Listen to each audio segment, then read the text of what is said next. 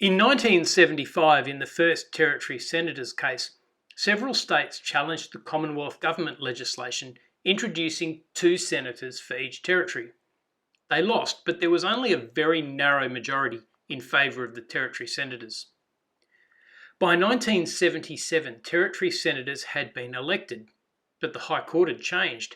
Justice McTiernan, who had judged in favour of the Territory Senators, had resigned and been replaced on the bench by Justice Aiken. The Queensland Government seems to have quite cynically decided that with the new judge they might have a better shot at eliminating Territory Senators. There were no new events, neither legal nor political, which might have justified what was really just a repeat of the original litigation. They simply thought they might win the second time round. It's important to understand that because the High Court is our ultimate court in Australia, it is not bound by the doctrine of precedent. In appropriate cases, the High Court can overturn its own earlier decisions. Queensland was banking on this being one of those cases. However, 2 of the judges who had been in the minority in the first case, Justices Gibbs and Stephen, ruled that even though they still disagreed with the original decision, it needed to be respected. Justice Stephen set out 3 reasons for following the earlier decision.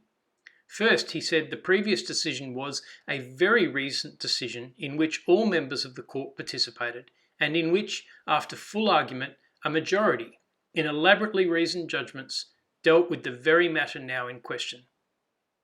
And as a result, the court should be reluctant to depart from it. Second, he alluded to the fact that the court usually only overturns previous decisions if they were plainly wrong. This case, he said, was very much one upon which different minds might reach different conclusions, no one view being inherently entitled to any preeminence as conforming better than others to principle or to precedent.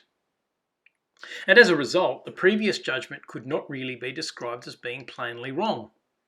Finally, he recognised that Territory citizens now actually had senators, and so this decision might remove a right of representation which was already in existence. All in all, it turned out to be a bad gamble by the Queensland Government. They lost, and the representation of territories in the Senate has never again been seriously challenged.